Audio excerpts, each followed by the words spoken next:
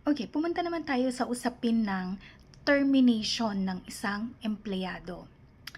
So, para tanggalin sa trabaho ang isang empleyado, kailangang may due process.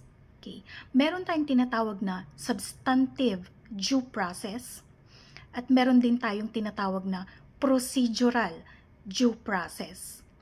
Dapat meron ang dalawang ito para maging valid yung termination ng isang empleyado mula sa kanyang trabaho. Okay? At ang may burden of proof o kaya yung partido na kailangang magpatunay through substantial evidence na meron talagang substantive due process and procedural due process bago tinanggal ang empleyado, ang dapat magpatunay nito ay ang employer. Siya ang may burden of proof na patunayan na merong ginawang substantive due process and procedural due process bago tanggalin ang isang empleyado sa trabaho.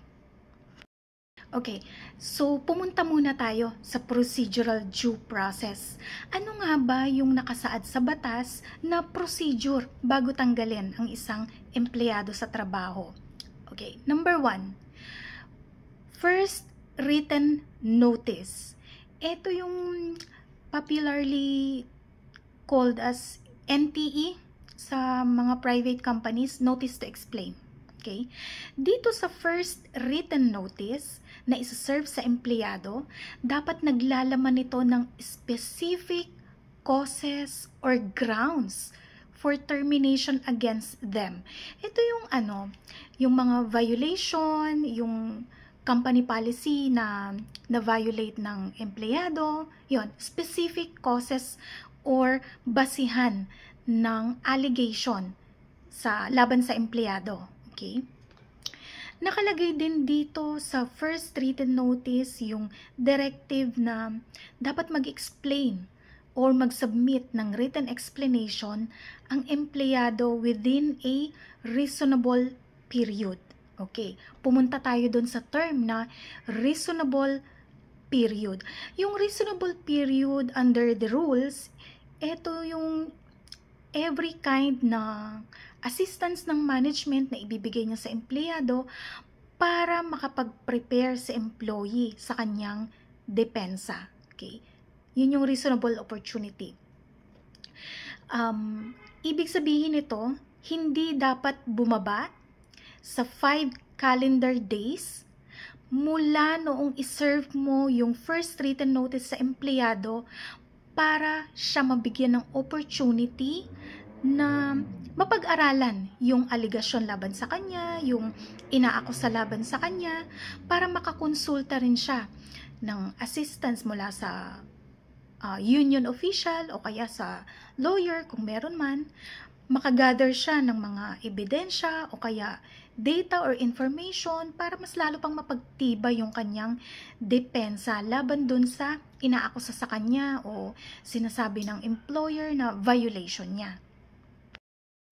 Dito sa first written notice na to, para makapagbigay ng detalyadong explanation or depensa ang empleyado, dapat yung first written notice ay naglalaman ng detalyado rin na kwento ng factual circumstances or basis nung allegation. Okay? Detalyado yung circumstances or yung facts.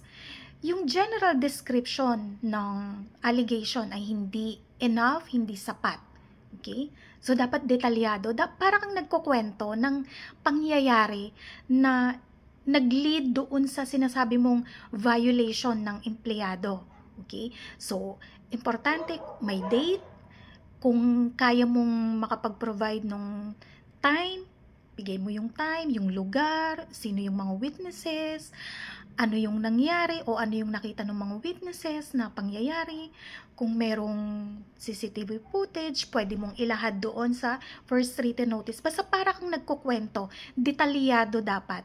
Para yung explanation naman ng empleyado, detalyado rin niyang maibigay yung kanyang depensa kasi alam niya kung papaano niya ilalahad yung depensa niya base doon sa detalyadong notice to explain. Okay? Pagkatapos ng unang written notice, mag-i-schedule si employer ng hearing or conference. Okay? Dito sa hearing or conference na to, magpapaliwanag si employee, i-clarify niya or bibigyang linaw niya yung kanyang depensa doon sa ina-allege na violation niya. Magpipresenta siya ng ebidensya and pwede rin niyang i-rebut or kontrahin yung ebidensya na pinresenta ng management laban sa kanya. During the hearing o kaya dun sa conference, si empleyado ay bibigyan mo ng tsansa na depensahan yung sarili niya. Personally, pwedeng siya lang, pwedeng may assistance or meron siyang representative na kamag-anak halimbawa, pwede rin ang lawyer kung gusto or kung yun ang hinihingi ng empleyado. Okay? Dito sa conference na to or dito sa hearing, pwede rin kayong mag-arrive sa settlement. Okay? Kayong dalawa. Now, dito sa hearing na to, kailangan ba mangyayari to? Or kailangan ba itong conference na to ay maganap? Hindi po. Basta nabigyan mo si employee ng opportunity, pagkakataon lang. Pagkakataon para sa isang hearing or conference, enough na po yun. Hindi kinakailangan na may actual hearing or actual conference na maganap. Basta may opportunity lang, binigyan mo siya ng pagkakataon. So pagkatapos mong iserve yung first written notice, nag-explain sa empleyado, nagkaroon kayo ng hearing and conference, ano na yung next step?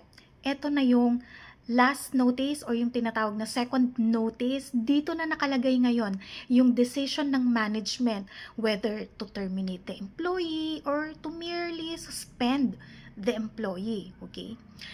Pero usually kapag ganito, ang penalty ay termination, dapat nakalagay itong mga to sa pangalawang notice mo.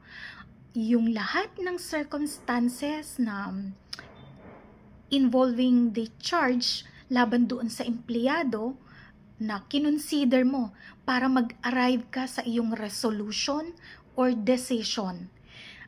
And yung mga grounds na na-establish mo para i-justify yung parusang or yung ipapataw mong termination sa empleyado.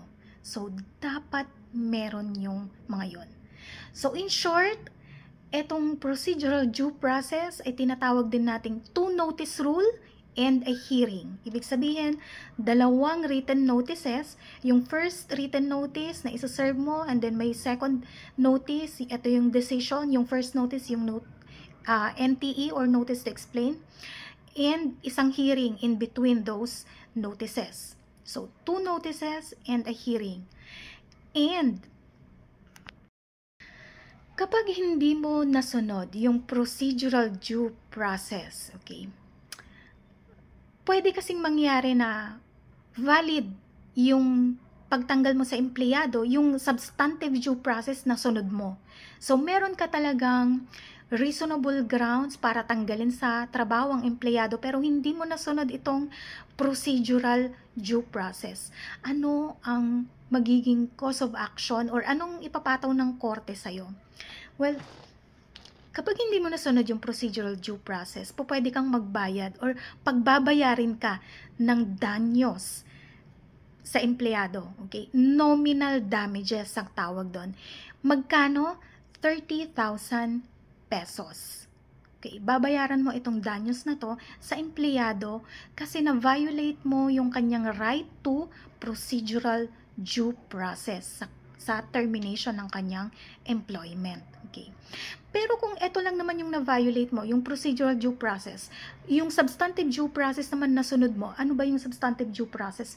Yung basihan or yung causes ng termination ay ayon sa just cause under the labor code. So, nasunod mo yung substantive due process, etong procedural due process lang ang hindi mo nasunod, valid pa rin yung dismissal. Magbabayad ka nga lang ng danyos or nominal damages sa empleyado. So, yon. Sana nakapagbahagi ulit tayo ng panibagong information sa ating mga employees and para malaman po rin ninyo kung ano yung mga karapatan ninyo under the labor code bago tanggalin ang isang empleyado sa kanyang trabaho.